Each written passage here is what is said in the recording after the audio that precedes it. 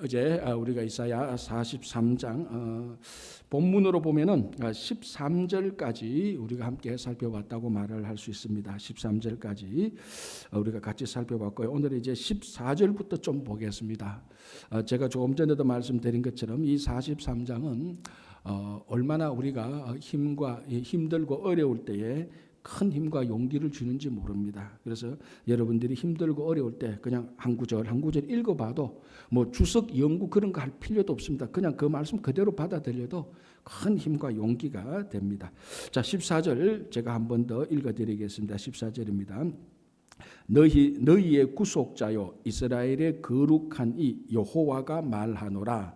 너희를 위하여 내가 바벨론에 사람을 보내어 모든 갈대아 사람에게 자기들이 연락하던 배를 타고 도망하여 내려가게 하리라. 자, 이게 무슨 말인가 하면 지금 이 43장은 특별히 하나님께서 나중에 유다가 바벨론 포로에 잡혀 있을 때 그때 상황을 전제하고 그 바벨론 포로에서 다시 회복되어 귀환하게 될 것을 지금 예언하고 있습니다. 이제 그게 이제 회복과 이제 다시 일으키게 하는 것인데, 자, 바벨론이 지금 포로가 되어 있다고 그 상황을 미리 전제하고 있는 겁니다. 그래서 이 바벨론에서 유다를 건져내기 위해서 하나님께서 한 사람을 보낸다라고 말하죠. 14절에 너희의 구속자 이스라엘의 거룩한 이 여호와가 말한다. 너희를 위하여 바벨론에게 포로되어 있는 이스라엘을 위하여 내가 바벨론에 사람을 보내요. 한 사람을 보내어서 바벨론을 다 물리치고 유다를 건져낸다는 겁니다. 자, 그럼 바벨론에 사람을 보내요라고 말하는데 이 사람이 역사적으로 누구죠? 역사적으로 우리가 인물로 볼 때 이게 바사왕 고레스입니다. 그죠? 아수르를 바벨론이 정복하고 바벨론을 메데 바사라 그러죠. 우리 성경에는 이게 메데하고 바사하고 사실 연합군인데 바사 그러니까 페르시아죠. 페르시아가 주된 역할을 감당합니다. 그래서 메데 바사라고 말을 하기도 하고 그냥 바사 또는 페르시아라고 말을 하기도 합니다. 어쨌든 이 바벨론의 메데 바사 페르시아의 고레스 왕을 보내어서 바벨론을 물리치고 유다를 해방시킬 것이다. 그래서 내가 바벨론에 사람을 보내요. 모든 갈대아 사람에게 자기들이 연락하던 배를 타고 도망하여 내려가게 할 것이다. 바벨론 사람들 다 자기들이 공격하러 왔던 배 타고 왔고 우리말로 뭐 차 타고 왔던 것, 비행기 타고 왔던 것 다 그것 타고 다시 다 쫓겨 보낼 것이다. 그래서 유다를 구원하게 할 것이다 라는 것입니다. 자, 이 내용이 역사적인 사실을 이제 기반으로 해서 말씀을 하는 것인데 이게 이제 또 신앙적으로 결국 이중예언으로 말씀드리자면 결국 나중에 하나님께서 우리를 위하여 한 사람을 보냅니다. 그래서 우리를 바벨론과 같은 모든 어둠과 흑암과 암흑과 율법과 죄로부터 우리를 구원하시죠. 그 한 사람을 보내는 게 누굽니까? 그 독생자 예수 그리스도죠. 그러니까 이 이사야로부터 말라기까지는 모든 예언의 궁극적인 완성자는 예수 그리스도에게 있는 것입니다. 그래서 오늘 또 바빌론에 사람을 보낸다. 즉 고레스 왕이다. 역사적으로. 그러나 결국 그 고레스 왕이 또 우리 신앙적으로 말하는 것은 그걸 완성시키는 분은 예수 그리스도다라는 것을 우리가 알 수 있습니다. 자, 여기서 이제 그래서 바빌론에게 사람을 보내는 그 사람이 누구냐? 이게 일단은 우리들의 관심이 되죠. 역사적으로 고레스 왕이다라는 것을 우리가 알 수 있지만 이 14절에서 더 큰 초점은 고레스 왕이 초점이 아니고 누가 초점입니까? 보내는 사람이 여호와 하나님이라는 겁니다. 자, 내가 누구를 심부름 보냅니다. 그러니까 사실은 심부름 것도 굉장히 중요하죠. 일을 어떻게 잘하느냐 그것도 중요하지만 사실은 더 근본적이고 더 중요한 것은 심부름을 보내는 사람입니다. 훨씬 더 중요하죠. 보내는 사람이 없으면 가는 사람도 없는 겁니다. 그죠? 그래서 여기서 내가 바벨론에 사람을 보내온다. 주체가 하나님이라는 겁니다. 고레스를 보내는 사람 하나님. 그 하나님을 말을 하는 겁니다. 그래서 이 하나님께서 유다를 구원할 것이다. 회복시킬 것이다 라고 말을 하는데요. 자, 15절 보시기 바랍니다. 이제 이런 하나님이 어떤 하나님이냐? 나는 여호와 너희의 거룩한 이요 이스라엘의 창조자요 너희의 왕이니라. 자, 우리가 43장 1절로부터 지금까지 쭉 보면은 이 오늘 43장에서는 여호와 하나님이 어떤 분이라는 것을 틈틈이 얘기해 주고 있습니다. 자, 볼까요? 다시 14절. 너희의 구속자요 이스라엘의 거룩한 이 여호와가 말하노라. 그냥 보통 때는 나 여호와가 말하노라 이렇게 나올 때가 많습니다. 그죠? 나 여호와가 말하노라. 때로는 여호와가 말하노라 이렇게 나오는데 여기는 여호와 앞에 구속자요 이스라엘의 거룩한 이 여호와가 말하노라. 자, 여호와가 누구입니까? 구속자요 거룩한입니다. 그죠? 자, 이렇게 말하고 자, 15절 보시기 바랍니다. 나는 여호와 너희의 거룩하니요. 자, 또 거룩이 한 번 더 나오죠. 이스라엘의 창조자요 너희의 왕이니라. 또 하나님이 어떤 분인 것을 또 언급을 하고 갑니다. 사실 14절 15절은요 이렇게 말하면 훨씬 더 우리가 간단하게 볼 수 있습니다. 자, 14절을 이렇게 보면 될 수 있습니다. 14절 15절 15절 16절을 제가 간단하게 얘기해 볼게요. 이런 호칭 다 빼고 14절 나 여호와가 말하노라. 너희를 위하여 내가 바벨론의 사람을 보내어 모든 갈대아 사람에게 자기들이 연락하던 배를 타고 도망하게 내려가게 하니라. 바로 넘어가서 16절 나 여호와가 이같이 말하노라. 바다 가운데 길을 큰 물 가운데 지름길을 내고. 아무런 문제가 없습니다. 오히려 더 심플하게 딱 무슨 말인지 알아듣습니다. 중간에 나는 누구고 어떤 하나님 그러니까 막 더 복잡해지는 겁니다. 자, 그러면 왜 이렇게 말을 했느냐? 지금 여기서 14절, 15절 이런 사역들을 통하여서 바벨론에서 유다를 해방시키는 그 하나님을 바라보게 하는 겁니다. 그 하나님이 누구냐? 구속자요, 거룩하신 이요, 창조자요. 그죠? 여기서 창조자요, 너희의 왕이니라 네 가지 호칭을 말해주고 있습니다.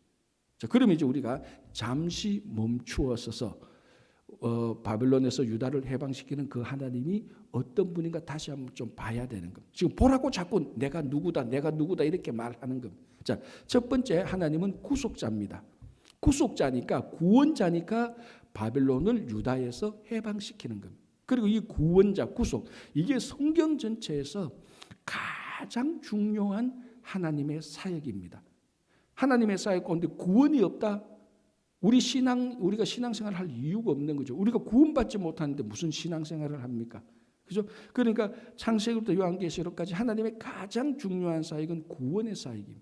그 구원이 이제 우리가 죄와 사망과 영원한 지옥으로부터 구원받는 그 구원의 변함없는 그 구원의 기초적인 사실 속에서 우리의 삶 가운데 우리가 처해진 어려운 황폐 가운데서도 하나님께서 계속해서 구원해 주시는 것입니다.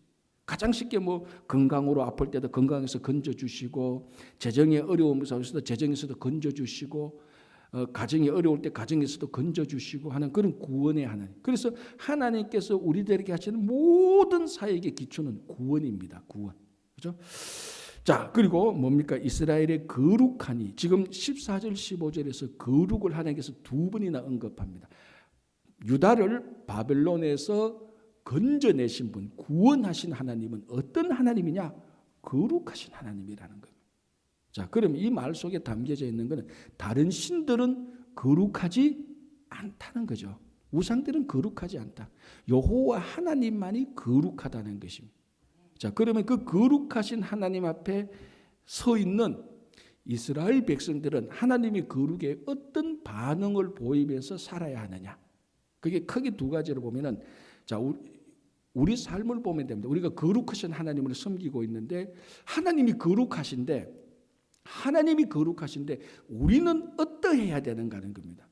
거룩하신 하나님에 대해서 우리는 어때야 되는가? 예를 들자면 하나님은 사랑의 하나님인데 우리는 어떠해야 되는가?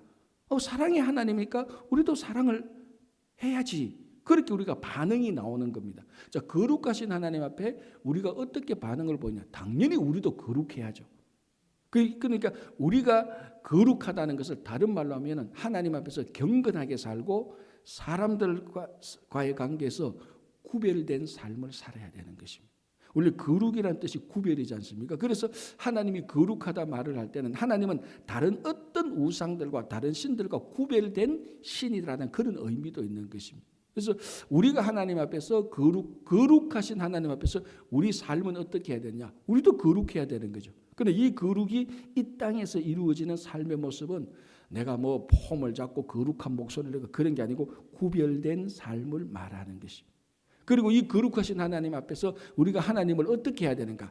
거룩하신 하나님을 경배해야 되는 것입니다. 쉽게 말하면 이렇게 볼 수 있죠. 이렇게 우리가 정리할 수 있죠. 거룩하신 하나님에게 세상을 향하여서는 구별된 삶을 살고 거룩하신 하나님에게 대해서는 하나님을 경배하고 하나님께 영광 돌리면서 살아야 되는 것입니다. 그게 전부 다 거룩하신 하나님에게 우리에게 주는 삶의 모습이죠. 하나님께는 영광을 돌리고 세상과는 구별된 삶을 살고 그게 하나님께서 이스라엘 백성들을 따로 구별해낸 아브라함을 통해서 따로 구별해낸 사실은 목적이죠. 그렇죠? 자, 그리고 이스라엘의 창조자다고 말합니다. 자, 여기서 왜 창조라는 말이 나올까요? 여기서 창조라는 말이 왜 나올까? 자, 지금 이제 하나님께서 바벨론에 포로된 유다를 해방시켜서 귀환시킬 그 사역을 말합니다. 그 사역이 창조의 사역이라는 겁니다. 아니 목사님, 창조는 태초에 하나님께서 천지를 창조하실 때 무로부터 유를 창조하신 것을 말하는 것 아닙니까? 맞죠. 그 가장 근본된 그 창조의 사역에서 하나님께서 그 바벨론에게 포로된 유다를 다시 건져내어서 가나안에 오게 할 때 이 이스라엘 백성들은 창조된 백성처럼 완전히 다른 사람으로 하나님께서 건져내실 목적이 있는 것입니다. 그래서 거듭나게 하고 바벨론 포로에서 거듭나게 하고 이 이스라엘 백성들은 세상 사람들과 완전히 다른 창조된 하나님의 창조된 피조물로 하나님께서 그렇게 만드시겠다는, 이 가만히 보면 뭐하고 똑같은가 하면 우리가 예수 그리스도를 믿고 세례를 받을 때 사실 이 세례라는 것은 오늘날 우리가 세례하는 의식하고 초대교회 원래 초대교회 이 세례 의식하고 이 사실은 정도와 강도가 굉장히 차이가 많이 납니다. 초대교회 때 세례는요 진짜 자기가 거듭나는 것으로 신앙 고백을 했습니다. 그게 세례의 본질이죠. 그래서 세례는 뭡니까? 죽었다가 다시 살아나는 겁니다. 그래서 요단강에 들어갔다가 물속에 완전히 잠겼다가 다시 나오는 것. 그리고 물속에 들어갈 때 옛사람 과거가 물속에서 다 죽고 물속에서 다시 나올 때, 그러니까 이게 사실 행위로 보면 침례하는 게 맞아요. 물 세례보다 물속에 들어갔다 나오는 그 행위죠 사실. 그걸 이제 우리는 세례로 지금 이제 의식을 행하는 거지만 의미는 같습니다. 물속에 들어갈 때 우리가 죽었다가 물속에서 나올 때 새로운 창조물로 나오는 거예요. 그 거듭난 삶을 사는 겁니다. 그때부터. 이런 것이 창조인데 어떻게 보면은 바벨론이 하나님께서 이스라엘 백성들, 죄 많은 이스라엘 백성들, 불순종한 이스라엘 백성들을 바벨론에 집어넣어서 바벨론에서 다 죽게 해서 다시 끄집어낼 때는 완전히 거듭난 사람, 새로운 사람으로 하나님께서 구원해 내시는 것이에요. 그래서 이 바벨론 귀환, 바벨론에서 이스라엘 백성들을 해방시키는 것은 하나님의 새로운 창조의 일입니다. 다시 말하면 구원받은 사람들은 세상 사람들과 근본적으로 다른 창조의 사람을 사는 겁니다. 그래서 우리에게 주시는 하루하루는 매일매일이 새로운 날입니다. 새 창조의 날이 되는 거죠. 그래서 하나님께서 너희는 이스라엘의 창조자다라고 이렇게 말을 하는 거죠. 자, 또 하나 볼까요? 15절에 너희의 왕이다라고 말합니다. 당연한 사실이죠. 자, 왕이 하는 제일 중요한 일은 뭡니까? 통치, 백성들을 다스려야 되는 겁니다. 이거는 평상시에 하는 겁니다. 그러나 왕이 진짜 자기 백성들의 왕이 되는 정명, 언제 진짜 이 사람이 우리의 왕이다라고 진정한 마음으로 왕을 섬겨야 될 때가 있습니다. 그때가 언젠가 하면 대적들이 쳐들어올 때 그 대적들로부터 자기 백성을 지키고 보호할 수 있는 사람이어야 됩니다. 그걸 못하면 백성들은 이 사람은 우리의 왕이 아니다라고 그 왕을 버리는 겁니다. 그러니까 왕은 백성들을 통치하지만은 대적들이 자기 백성을 괴롭히거나 자기 백성을 침략할 때 어떤 이유를 막론하고 자기 백성들을 지키고 보호해야 되는 게 왕이 해야 될 의무입니다. 그래서 고대 이런 중동 이런 시대 때 왕이 하는 제일 중요한 일은 자기 백성을 지키는 겁니다. 보호하는 겁니다. 그게 왕이에요, 왕. 그래서 예수 우리의 왕이라고 말할 때는 어떤 의미가 있느냐? 예수께서 우리의 주인, 우리의 통치자가 되시며 우리의 모든 대적들로부터 하나님께서 우리를 지킨다는 게 의미가 있습니다. 그게 왕이 하는 일입니다. 기본적으로 왕이 하는 일. 그래서 여러분 제일 꼴보기 싫은 제일 꼴불견 왕이 어떤 왕입니까? 대적들이 쳐들어오는데 왕이 먼저 도망가는 거. 그때 백성들은 그 왕을 버려버리는 겁니다. 왕은 자기 목숨을 걸고 우리를 지켜야죠. 평소에는 그 왕이 우리를 통치하지만 대적들이 쳐들어오면 왕이 도망갈 것이 아니고 왕은 우리를 지켜야 됩니다. 그래서 우리 그 고려 역사 때도 보면은 그 중국이 쳐들어왔을 때 왕이 먼저 도망가는 일이 있죠. 선조 같은 사람. 가장 수치스러운 왕이에요. 물론 외교적으로 정책적으로 그 신하들의 말을 들으면 왕이 살아야 백성이 삽니다. 뭐 정당하고 모든 의미들이 다 있습니다. 그러나 가장 근본적으로는 백성들이 쳐들어오는데 왕이 먼저 도망가면 그 왕은 백성들을 버려버립니다. 왜? 왕은 백성들을 지켜야 되거든요. 그래서 여기서 나는 너희의 왕이다라고 말할 때 하나님은 끝까지 우리를 지키시는 분입니다. 그렇죠?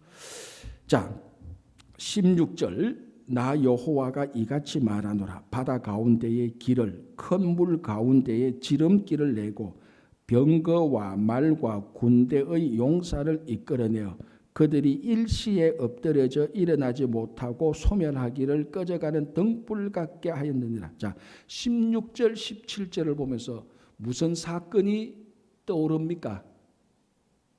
이게 출애굽 사건이에요.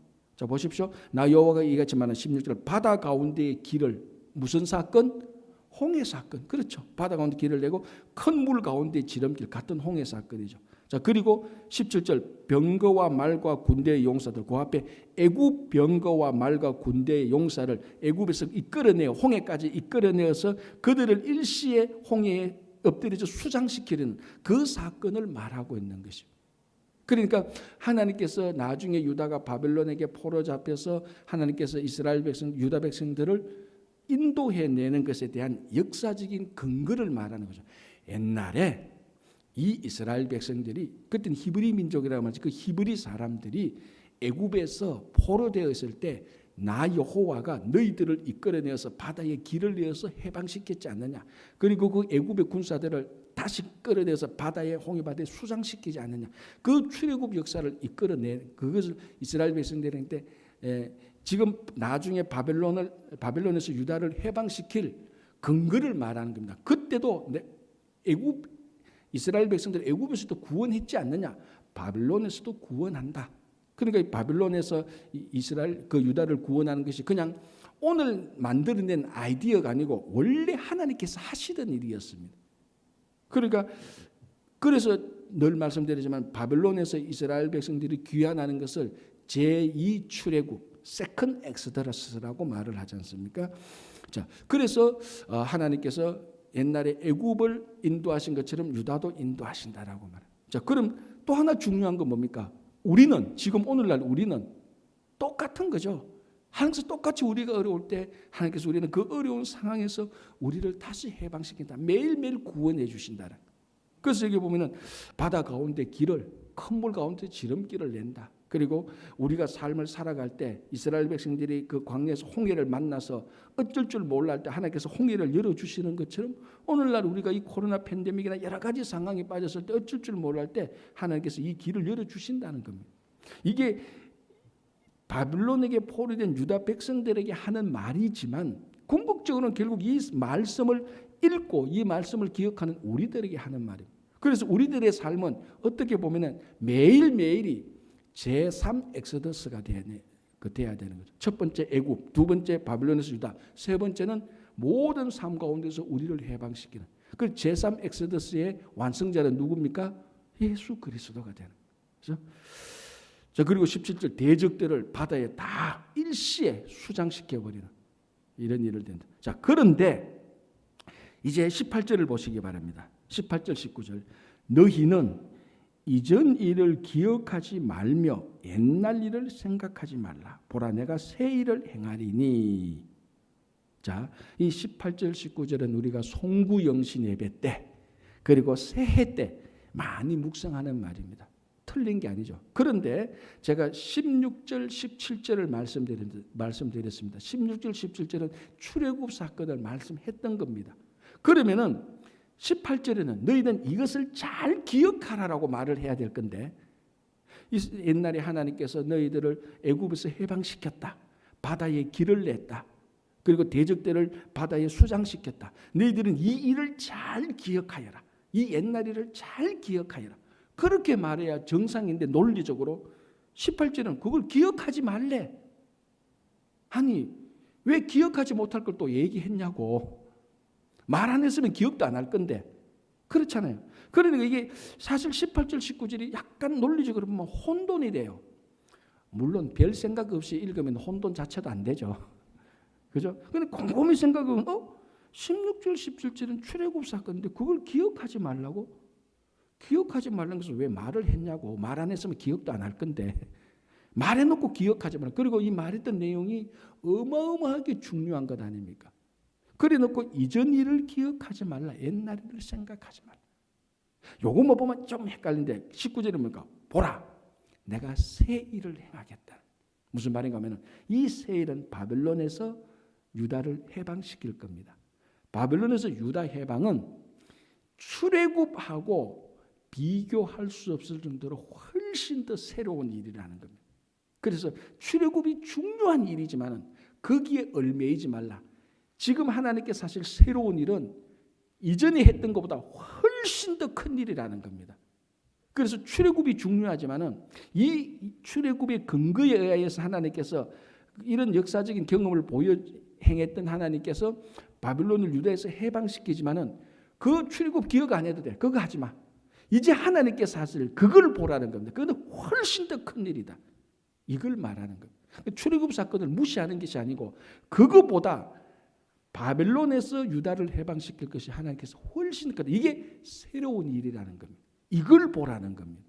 어마어마한 일이라는 거예요. 그래서 이 일을 하나님께서 창조의 일이라고까지 얘기를 하고 있는 것입니다.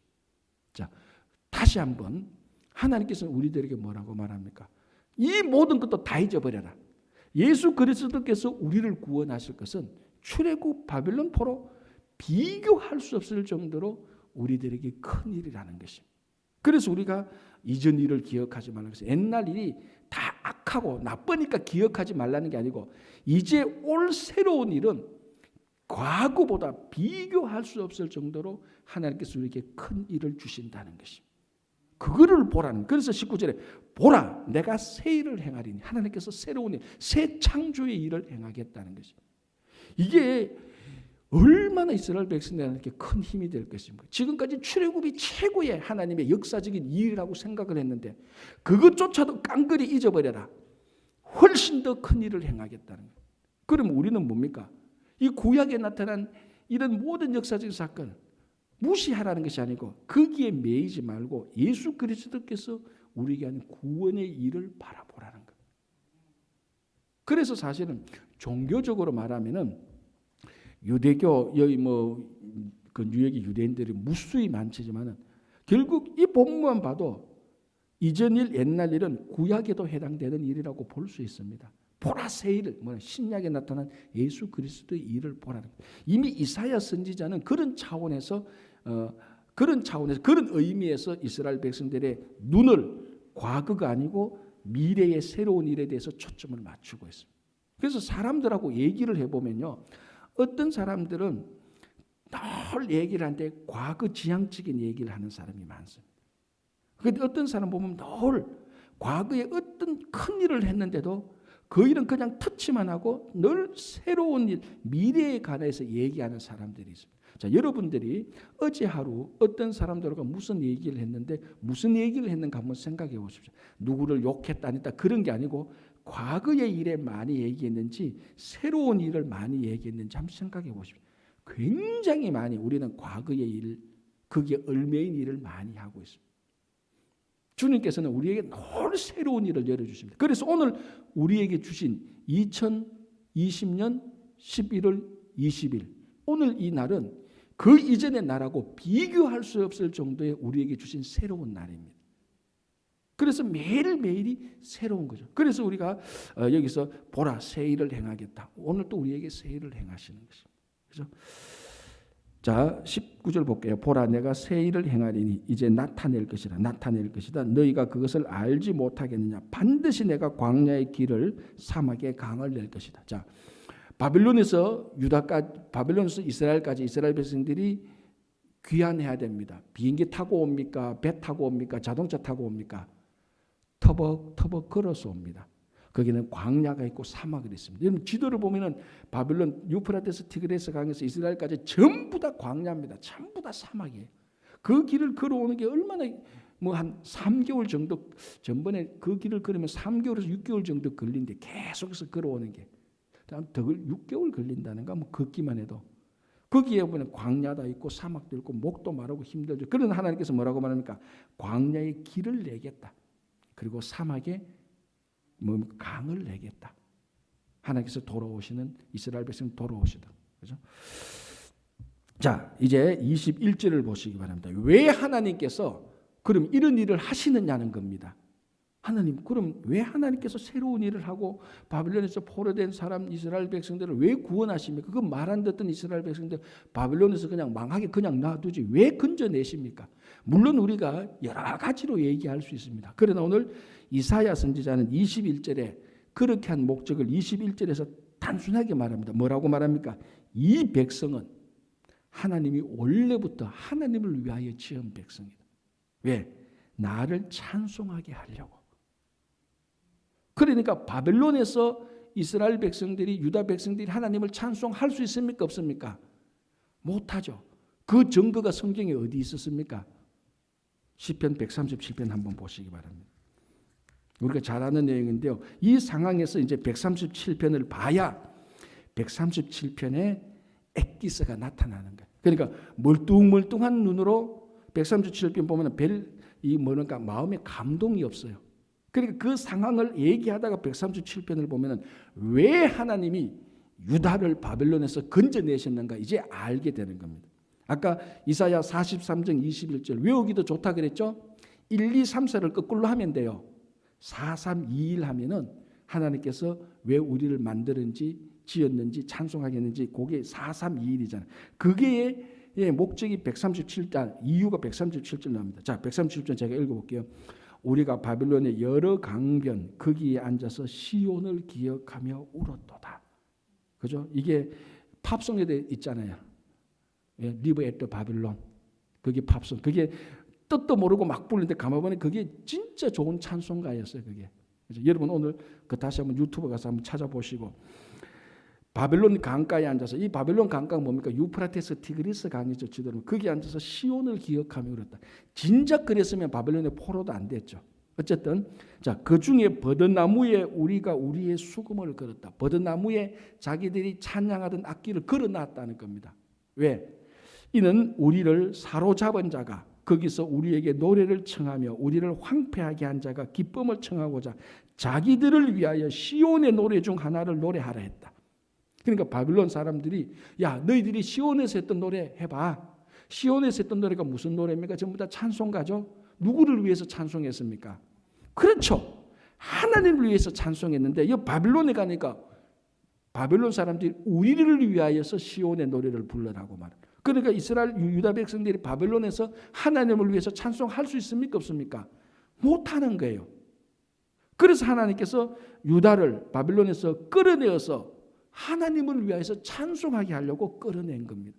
그래서 내가 이 백성을 하나님께서 지었는데 찬송하게 하려고 나를 지은 찬송하게 하나님을 찬양하기 위해서 백성을 지었는데 바빌론이가 포로되니까 하나님을 위하여 찬양을 못하는 거예요. 그래서 바빌론에서 건져내어서 하나님을 위해서 찬송하게 하는 거예요. 자, 다시 한번 볼게요. 4절 130편 4절 우리가 이방 땅에서 어찌 여호와의 노래를 부를까? 어찌 우리가 여호와의 노래를 부를 수 있어? 못 부른다는 겁니다. 그래서 자 다시 돌아가겠습니다. 이사야 43장 21절 이 백성은 내가 나를 위하여 지었나니 나를 찬송하게 하려 함이라. 이제 시편 137편과 이사야 432일이 딱 맞아 떨어지는 거예요. 왜 하나님께서 바벨론에서 유다를 건져내시는가? 하나님이 찬양 받으시려고 하나님의 영광을 받으시려고 하는 거죠. 자 다시 한번 돌아갔어요. 우리가 42장 8절을 보시기 바랍니다. 앞에 들어서 나는 여호와이니 이는 내 이름이라 나는 내 영광을 다른 자에게 내 찬송을 우상에게 주지 아니하리라. 다 같은 말이죠. 하나님께서 바빌론에게 있으니까 유다 백성이 바빌론 하나님을 찬양을 못하고 우상 찬양하라고 사람 찬양하니까 그렇게 안 되는 거예요. 하나님께서 영광을 찬양을 통한 영광을 다른 사람에게 우상에게 주지 않는다. 그래서 하나님께서 유다를 건져내시는 겁니다. 하나님의 영광을 위하여. 자, 우리가 예수 그리스도를 통하여서 사망과 어둠에서 구원받았습니다. 우리가 해야 될 일이 뭡니까? 하나님을 찬양하는 거죠. 더 넓게 말하면 하나님께 영광을 돌리는 겁니다. 그래서 영광을 돌리기 하나님께서 영광 받으시고 찬양 받으시기 위해서 우리를 구원해 주셨어요. 그런데 하나님 찬양 영광은 하나도 안 돌리고 내만을 위해 나만을 위해서 살아간다는 것이 얼마나 이제 모순인가를 이 이사야서를 통해서 충분히 알 수 있어요. 그래서 우리가 구원받은 우리는 하나님의 영광을 위해서 하나님을 경배하고 하나님을 찬양하기 위해서 살아가야 되는 거예요. 자, 22절부터 28절은요. 간단하게 말하면 이겁니다. 이스라엘 백성들이 원래 구원받을 사람이 아닙니다. 유다가 구원받을 사람이죠. 이 사람들을 하나님께 불평하고 불만을 했습니다. 그러면 하나님께서 유다를 불평불만하게 유다가 불평불만할 만큼 하나님이 유다를 괴롭히고 하나님이 유다를 못되게 했느냐? 그거 아니라는 겁니다. 하나님께서 이스라엘 백성들에게 경배 드리는 것을 강제로 무서운 짐으로 만드느냐? 그거 아니라는 겁니다. 이스라엘 백성들이 그 유다 백성들이 자기들이 참 하나님을 모르고 예배를 안 드린 것이죠. 이제 그게 사실은 24절까지 말하는 겁니다. 그래서 이스라엘 백성들이 자꾸 죄를 짓는데 25절 보면은 25절 26절 보면은 그럼에도 불구하고 이스라엘 백성들의 그리고 27절 28절 이스라엘 백성들의 선조가 잘못했고 지금도 이스라엘 백성들이 잘못했지만 그럼에도 불구하고 하나님께서는 이스라엘 백성을 불러내서 너희들의 죄를 기억하지 않고 너희들의 죄를 다 지워주겠다. 그래서 너희들을 구원하겠다는 하나님의 사랑의 표시가 다시 또 나타나게 되는 것입니다. 그래서 이 43장은 이사야 전체의 내용들이 다 들어가 있고 어떻게 보면 성경 전체의 우리를 구원하실 목적이 다 들어가 있는 거예요. 그래서 다시 말씀드리자면 여러분들이 힘들고 어려울 때 43장만 이게 잘 읽어도 큰 위로와 하나님의 우리를 향한 목적을 여러분들이 충분히 알 수 있습니다. 오늘 또 여러분들이 새로운 하루를 맞이하시기 바랍니다. 기도하겠습니다. 하나님 감사합니다. 그 옛날 히브리 사람들을 애굽에서 건져주셨고 유다 백성을 바빌론에서 건져주셨고 우리를 죄와 영원한 사망과 지옥에서 예수 그리스도를 통해서 건져주셨는데 우리가 하나님께 영광을 돌리며 하나님을 찬양하며 하나님을 경배하며 살아야 되는데 세상에 섞여버렸고 나 자신만을 위해서 살아온 삶의 흔적을 되돌아보며 오늘부터라도 오늘 우리에게 주신 새로운 이 하루를 하나님께 영광 돌리며 찬양하며 살게 하여 주시옵소서. 우리 가운데 몸이 연약하신 우리 김영만 장로님 오늘도 주님께서 이 시간에 치료하는 강선으로 고쳐주시고 회복시켜주시고 그 외에 코로나 팬데믹의 어렵고 힘든 시기에 육신의 연약함과 여러 가지 가정과 재정과 또 일터의 어려움으로 인하여서 하나님께 간절히 기도하는 모든 심령들의 기도를 들어서 응답해 주시옵소서. 오늘 새 하루를 주신 하나님께 감사하오며 예수님의 이름으로 기도합니다. 아멘.